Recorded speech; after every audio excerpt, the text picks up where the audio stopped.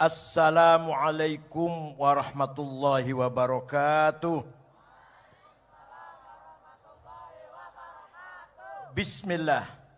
Alhamdulillah. Wassalatu wassalamu ala sayyidina wa maulana wa syafi'ina wa habibina Muhammad Rasulillah wa ala alihi wa sahbihi wa man tabi'a sunnatahu wa jama'atah min yaumina hadha ila yaumil ba'thi wan nahdah. Ashabal fadilah, hadratil muhtaramin, sadatil ulama, ashabal ma'ahid, ashabat turukis sufiyah al-mu'tabarah an-nahdiyah, al-mukarram Gus Yusuf Hudari a'azzahullah bi'izzih wa akramahu bikaramih, Al-Mukarram Kiai Haji Zamzami Mahrus Ali Musyrif Ma'had Lirboyo ayyadahullah bita'yidih, Al-Mukarram Kiai Badawi Bashir, Al-Mukarram keluarga besar pesantren API a'azzahumullah, dan yang saya banggakan, insyaallah Presiden Indonesia tahun 2024 Profesor Dr. As-Sayyid Anies Baswedan, cucu pahlawan nasional Abdurrahman Baswedan, asli Kuningan Cirebon. Kalau saya Cirebon, beliau Kuningan Cirebon. Al-Mukarram yang saya banggakan, pahlawan santri, mantan tetangga saya. Yang saya hormati Dr. Gus Abdul Muhaimin Iskandar, insya Allah Wakil Presiden tahun 2004-2029.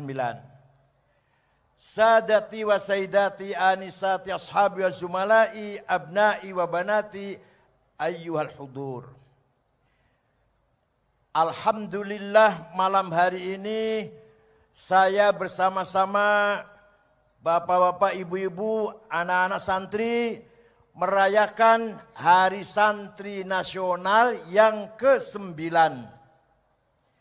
Ringkas cerita, Indonesia diproklamirkan merdeka tanggal 17 Agustus 1945. Baru 1,5 bulan ada berita bahwa tentara Inggris namanya NICA, Netherlands Indies Civil Administration, dipimpin oleh Brigjen Malabi, mau datang ke Indonesia yang tujuannya akan memulangkan tentara-tentara Belanda yang ada di dalam penjara yang dipenjara oleh Jepang. Jadi masih banyak tentara Belanda di dalam penjara yang dipenjara oleh Jepang. Ternyata membawa senjata berat, membawa pesawat tempur, alat perang berat. Maka Presiden Bung Karno, Wakil Presiden Muhammad Hatta, Jenderal Sudirman berunding, gimana ini? Ya dilawan, kita lawan. Yang lawan siapa? Tentara. Waduh, tentara masih capek, baru istirahat 1,5 bulan. Sulit untuk dikerahkan lagi untuk melakukan peperangan lagi. Terus gimana? Dikeroyok saja, intifadah bahasa Arabnya. Di apa? Intifadah. Kerahkan rakyat dengan apa adanya senjata, mau ketepel, mau kayu, mau bata, mau batu, namanya intifadah namanya. Bukan perang, bukan. Kalau perang harus seimbang, ini enggak seimbang. Oke, itu baik, pemikiran sangat baik. Tapi yang bisa mengerahkan rakyat agar melakukan intifadah, yang didengar oleh rakyat perintahnya agar melakukan intifadah, siapa? Setelah dipikir, tidak ada lain adalah Hadratus Syekh Kiai Haji Hashim Asy'ari. Maka Bung Karno, Pak Hatta, Jenderal Sudirman mengutus orang menghadap Hadratus Syekh Kiai Haji Hasyim Asy'ari di Tebuireng, Jombang. Saya diutus oleh Presiden, Wakil Presiden, dan Panglima Besar bertanya kepada Kiai, minta fatwa kepada Kiai. Hukumnya membela tanah air. Apa hukumnya? Ngerti tanah air enggak? Ngerti enggak tanah air? Lemah karo banyu. Bukan bela agama, bela apa? Tanah air. Maka Kiai Hasyim Asy'ari mengumpulkan kiai-kiai senusantara, yang terjangkau lah.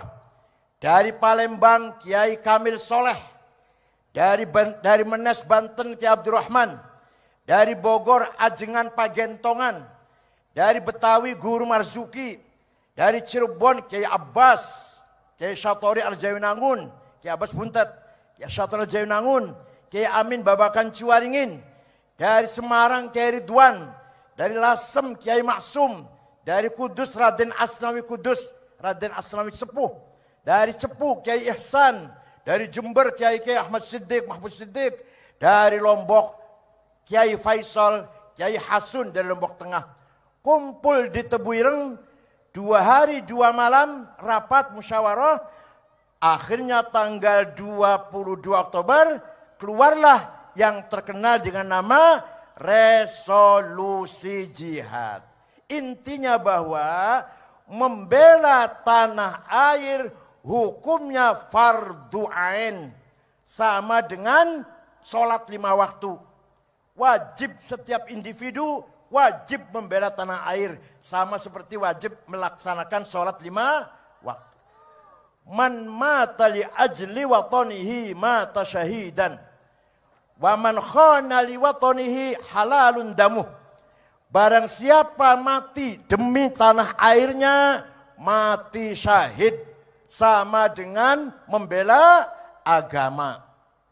Barang siapa berkhianat kepada tanah airnya, berpihak pada penjajah, jadi mata-matanya penjajah, boleh dibunuh. Tapi tidak mengkafirkan. Mbah Hasyim tidak mengkafirkan. Tidak kafir, tapi halal darahnya kalau ada orang Islam menjadi mata-mata penjajah, cecunguknya penjajah. Itulah ringkas dari resolusi jihad. Tanggal 25 Oktober pasukan nikah datang. Sudah kiai-kiai kumpul, masyarakat kumpul, Jombang, Mojokerto, Pasuruan, Surabaya, Sidoarjo, Gresik, Madura, semua sudah tidak sabar ingin siap perang. Kata Mbah Hasyim Asy'ari, sabar, tunggu singa dari Cirebon. Dari mana? Dari mana? Saya Cirebon saya. Tunggu singa dari Cirebon, yaitu Kiai Abbas bin Abdul Jamil, pesantren Buntet Cirebon. Begitu Mbah Abbas datang, langsung ditunjuk menjadi komandan perang, diwakili oleh Kiai Haji Abdul Wahhasbullah, mengambil posko satu rumah di desa Siwalan Kerto, gang pabrik kulit, masih ada sampai sekarang. Itulah cerita sedikit tentang lahirnya resolusi jihad. Terjadi peperangan yang tidak seimbang, korban pun banyak, syuhada banyak, kurang lebih 20.000 orang gugur. Tapi alhamdulillah kita masih menang. Di hari tanggal 10 November, pimpinan Komandan Nika Brigjen Malabi dari Inggris, mobilnya meledak. Mobilnya Malabi mati, ajudannya mati, supirnya mati. Yang masang bom di mobilnya Brigjen Malabi bukan tentara, tapi santri Tebuireng namanya Harun. Sayang Harun tidak lari meninggalkan mobilnya Brigjen Malabi, malah melihat, ingin tahu hasilnya seperti apa. Dikira mercon, dikira. Harun pun gugur syahid. bersama-sama Brigjen Malabi. Terjadi di Jembatan Merah itu terjadinya. Itulah sekilas cerita perang 10 November. Nah, Kiai Abbas konon katanya, Kiai Abbas mampu menjatuhkan pesawat tempur. Ada pesawat tempur lewat mau ngebom, dilempar dengan biji tasbihnya. Jatuh, kebetulan mesinnya rusak. Datang lagi, mau ngebom, dilempar satu biji tasbihnya Kiai Abbas. Jatuh, kebetulan pilotnya mabok, habis minum arak. Satu lagi datang, walhasil 3 pesawat tempur dijatuhkan oleh Mbah Kiai Abbas dari Buntet Cirebon. Nah, dan tasbihnya itu, salah satu biji tasbihnya itu dipegang oleh almarhum Gus Dur ketika Muktamar Cipasung. Diberikan oleh Kiai Abdullah Abbas. Bapak Ibu sekalian, kita ini sebenarnya kaya.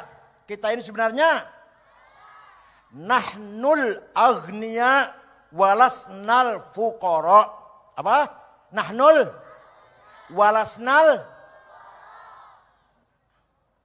We are the rich, empowered. We are not poor. Apa kekayaan kita? 1, as-tharawatul ijtima'iyah. Apa? Sosial kapital. Nah, kita ini kaya. Konon kata Kementerian Agama, santri itu jumlahnya 4 juta lebih. 4 juta santri punya ayah dan ibu, berarti kali, sudah berapa itu kali? 3, 12 juta. Nanti santri itu nikah, punya mertua ayah, punya mertua ibu. Berarti sudah berapa itu?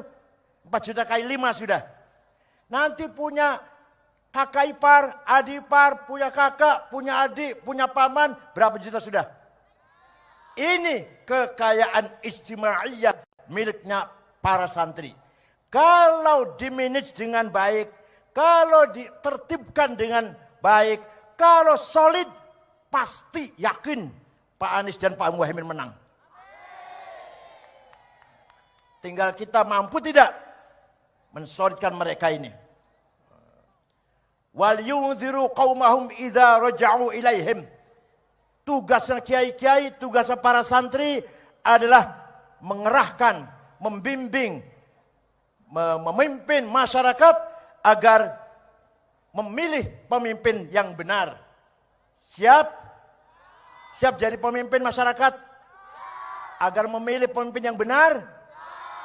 Kapan lagi kalau bukan sekarang? Menang itu wajib. Menang itu wala tahinu wala tahzanu wa antumul a'launa in kuntum mu'minin. Kamu jangan kalah, kamu jangan rendah, kamu harus a'laun, di atas, menang kalau betul-betul kamu beriman. Jadi menang itu wajib, kalah itu dosa. Menang itu kalah. Awas kalau kalah. Wala tahinu, jangan rendah diri, jangan minder, jangan kalah. Wala tahzanu, jangan sedih, jangan pusing, jangan sumpek. Wa antumul a'laun, kamu ada di atas. In kuntum mu'minin, kalau benar-benar kamu orang yang beriman. Maka sekali lagi, sosial capital, kekayaan masyarakat harus kita manage, harus kita bimbing agar kita menjadi wa antumul a'laun. Jadi apa? Menang itu wajib, kalah itu alhamdulillah paham, alhamdulillah paham.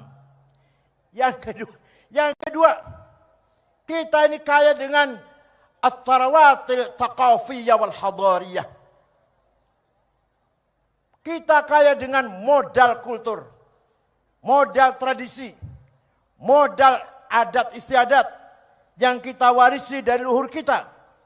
Kita punya kitab kuning. Orang lain tidak punya kitab kuning. Kita punya kitab. Tanpa pesantren, tanpa para santri, kitab kuning akan dibuang ke tong sampah. Tapi yang memelihara kitab kuning, yaitu hasil dari istihadnya para ulama, Sapinah, Sulam, Fathul Qorib, Fathul Mu'in, Fathul Wahab, Muhadzab, Majmu', Mahalli 40 jilid, Majmu' 24 jilid. Siapa yang memelihara itu? Para santri. Seandainya tidak ada santri, kitab kuning itu jadi kertas gombal, jadi sampah itu. Oleh karena itu, alhamdulillah kita kaya dengan thaqafah dan hadarah. Belum lagi ditambah dengan tradisi kita. Maulid Nabi, semarak di setiap desa. Berkat ada santri. Kalau nggak ada santri, Maulid Nabi dianggap bid'ah. Isra Mi'raj, semarak. Malam Jumat, baca berjanji. Akekah, baca berjanji.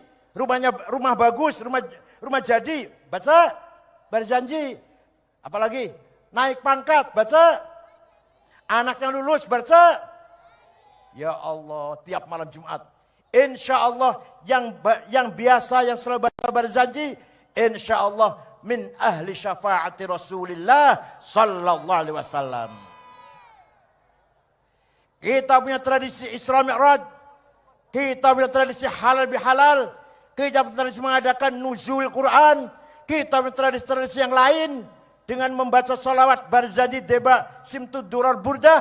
Insya Allah kita akan mendapatkan syafaati Rasulullah sallallahu alaihi wasallam. Ini perlu dipertahankan. Siap? Jangan sampai berjanji hilang dari Indonesia. Jangan sampai deba simtud durar burdah hilang dari bumi pertiwi. Mari kita pertahankan baca berjanji, solawat, dan seterusnya. Siap? Syaratnya supaya itu langgeng, lestari, debat sampai ila yaumil qiyamah, berjanji sampai hari kiamat selalu dibaca. Syaratnya Pak Anies dan Pak Muhaimin menang. Paham tidak? Maka Fathul Mu'in dibaca, Fathul Qorib dibaca di pesantren, Jam'ul Jawami' dibaca, Tafsir Jalalain, Tafsir Ibnu Katsir dibaca, Alfiyat Ibnu Malik dibaca. Kalau presidennya debat berjanji dibaca di masyarakat, tahlilan, haul, tawassul, ziarah kubur, manakib akan langgeng ila yaumil qiyamah kalau presidennya. Paham boten? Hal tafhamuna kalami? Mudah-mudahan paham semuanya, ya gitu ya. Nah, yang ketiga, at-tarawatu syiariyah. Kita kaya dengan kapital simbolik. Kita kaya itu. Santri itu punya simbol. Pakai sarung, pakai kopiah. Kadang-kadang nggak pakai celana dalam, kadang-kadang. Kalau saya pakai.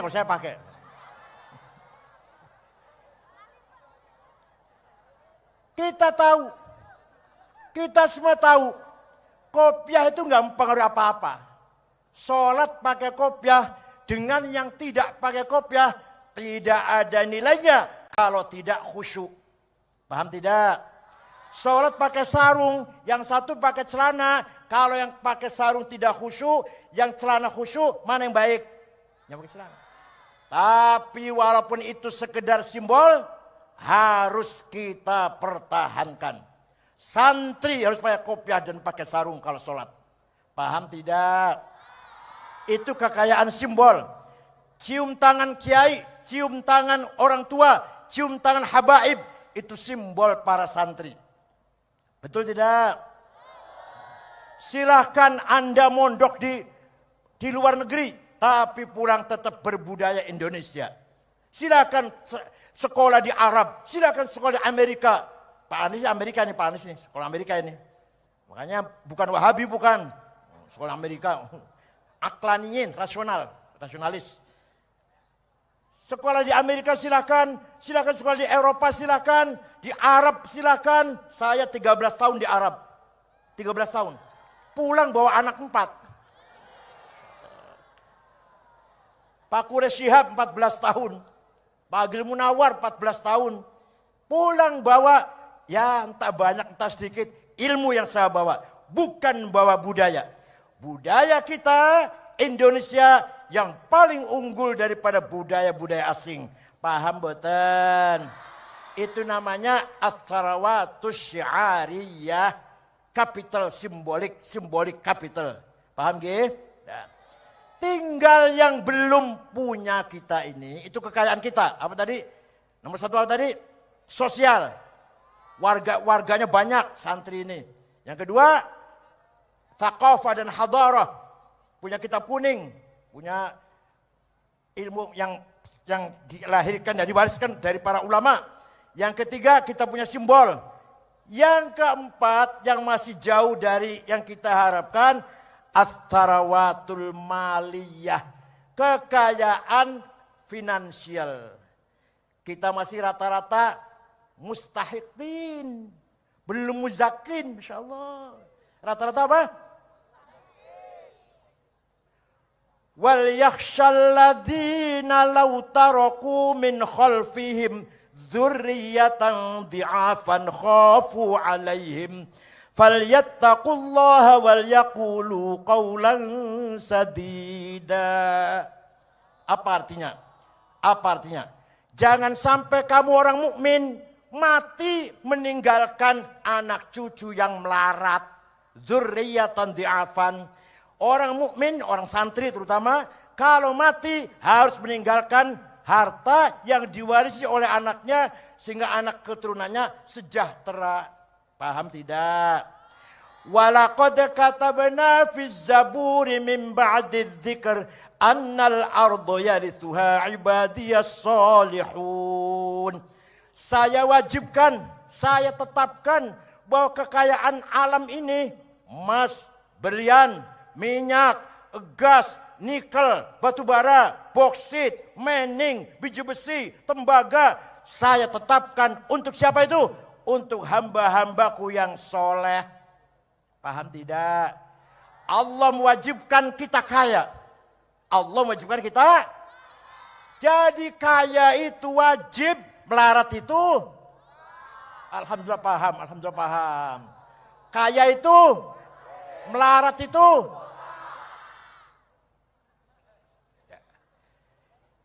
Yang terakhir, yang harus kita perjuangkan, as-sarawatus siyasiyah. Modal politik.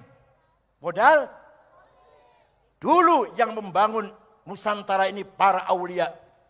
Yang jadi raja di Cirebon, Sunan Gunung Jati. Yang jadi raja di Surabaya, Sunan Ampel. Yang jadi raja di Kudus, Sunan Kudus. Yang jadi raja di Banten, Maulana Hasanuddin. Paham? Dulu para wali pegang politik. Kenapa kita sekarang di pinggiran cukup jadi penonton? Mau enggak itu? Oleh karena itu politik pun harus kita rebut. Ada yang ngomong, kiai-kiai jangan berpolitik, salah besar.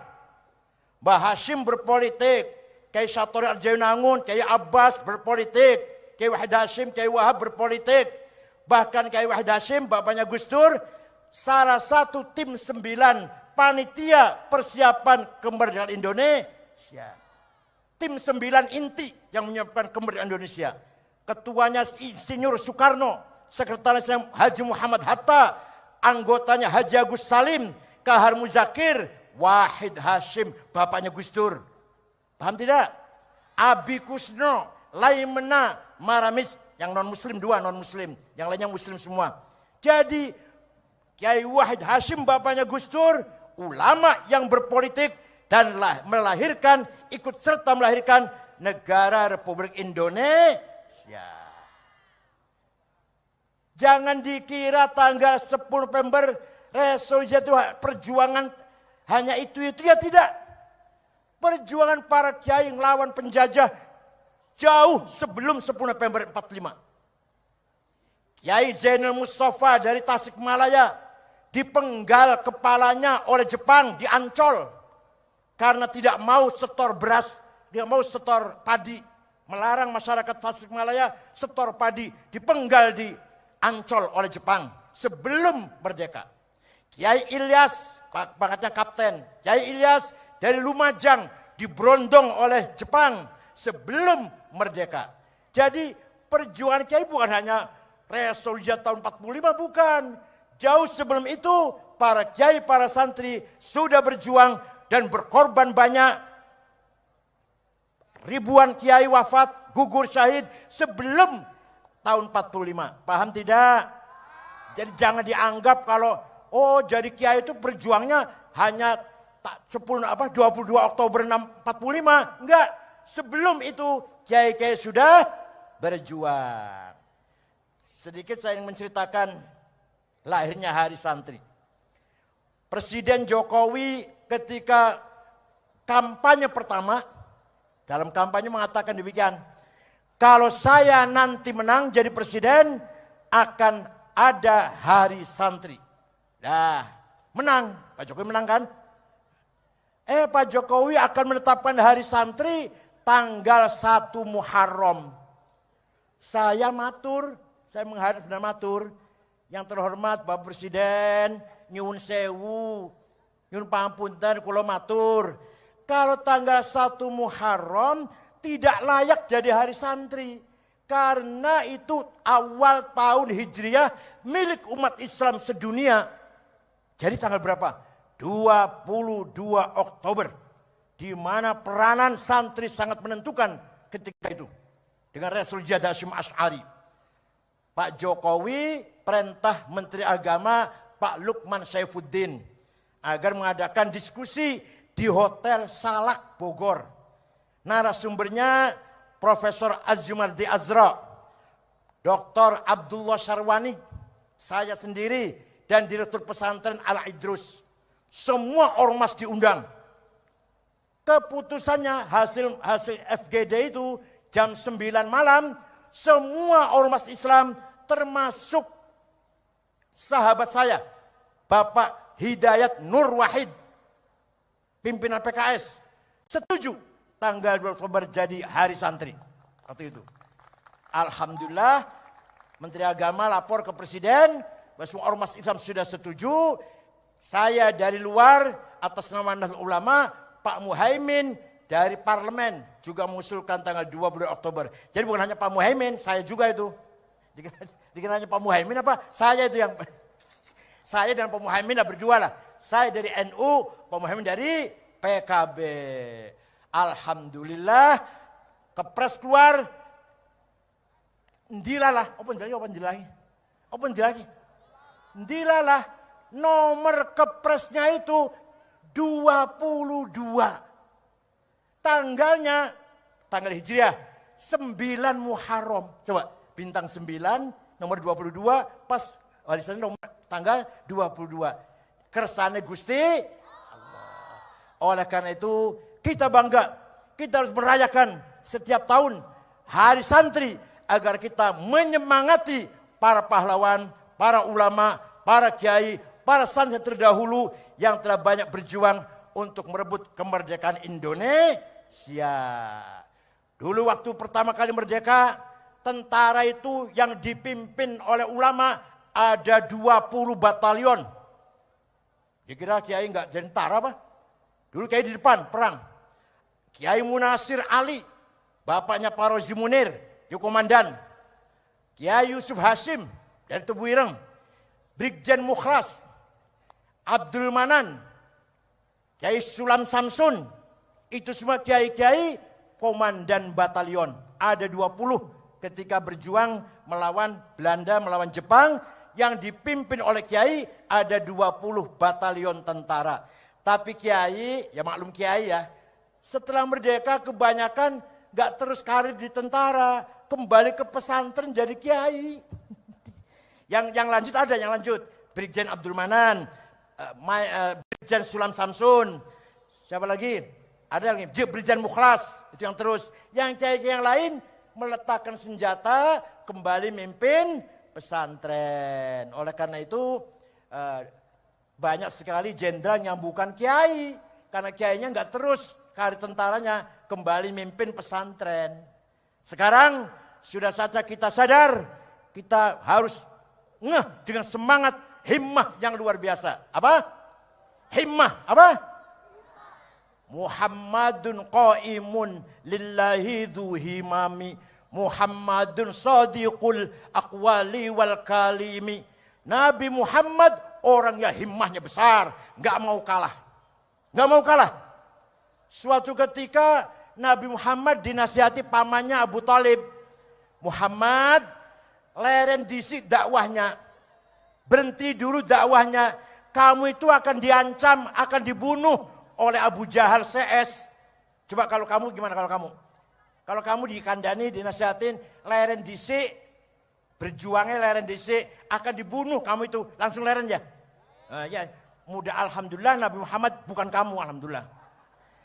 Nabi jawabnya, wallahi ya ammi, law wada'u syamsa fi yamini wal qamara fi yasari ala an atruka hadzal amr ma taraktu hatta ahlika dunah. Apa artinya?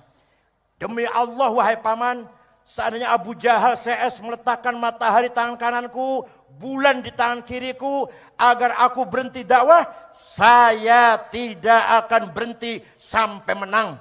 Coba. Islam harus menang. Itu namanya apa namanya? Himmah. Apa namanya? Para sahabat juga himmahnya besar.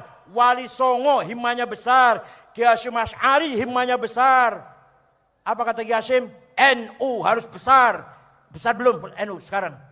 Besar. Di Indonesia ada NU. Di daerah yang minoritas muslim pun ada N. Itu berkat himmahnya Kiai Haji Hasyim Asy'ari.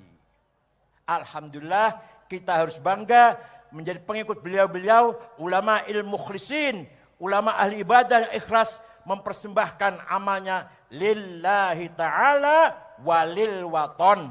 Maka Kiai Hasyim Asy'ari, Kiai Wahab dan Kiai yang lain mujahid muslim dan pejuang nasional, pejuang nasionalis. Jadi Kiai Hasyim itu pejuang nasionalis dan pejuang Islam. Dua-duanya. Pejuang Islam dan pejuang tanah air. Beda dengan Timur Tengah. Kalau di Timur Tengah, yang nasionalis tidak berjuang Islam. Yang berjuang Islam tidak nasionalis. Yang berjuang Islam, Said Qutb, Muhammad Qutb, Al-Ashmawi, Zaki Muhandis, Hasan Hudaybi, Umar Tilimsani, berjuang Islam, bukan nasionalis. Yang nasionalis tidak berjuang Islam, Saddam Hussein, Hafid Asad, Hasan Bakar, Jamal Nasir, Sa'ad Zaglul, Muammar Gaddafi, Habibur Ghebah, Ja'far Numeri, dan lain-lain. Itu orang berjuang nasionalis, tapi dengan semangat nasionalis, mengusir penjajah, tapi tidak berjuang untuk Islam. Di kita, kiai, pejuang agama, dan pejuang nasionalis. Kiai Mahrus Lirboyo, Kiai Ali Maksum, Kerapiak Jogja, dan kiai-kiai yang lain. Kiai Abbas Buntet apalagi, dan kiai-kiai yang lain. Termasuk kakeknya Pak Anies Baswedan, itu adalah pahlawan nasional. Yang menghubungkan pergi ke Timur Tengah, mencari dukungan kepada Indonesia. Pergi ke Palestina, ketemu dengan mufti Palestina, Amin Al-Husaini. Pergi ke Mesir, pergi ke Saudi, itu kakeknya Pak Anies Baswedan. Mencari dukungan kemerdekaan Indonesia tanggal 17 Agustus 1945. Oleh karena itu, mari kita berjuang, mari kita semangat, mari kita menangkan. Siap? Siap? Menang itu wajib. Ayo. Kalah itu dosa. Syukran wa dumtum fil khair barakati wan najah. Wallahul muwaffiq ila aqwamit thoriq. Wassalamualaikum warahmatullahi wabarakatuh.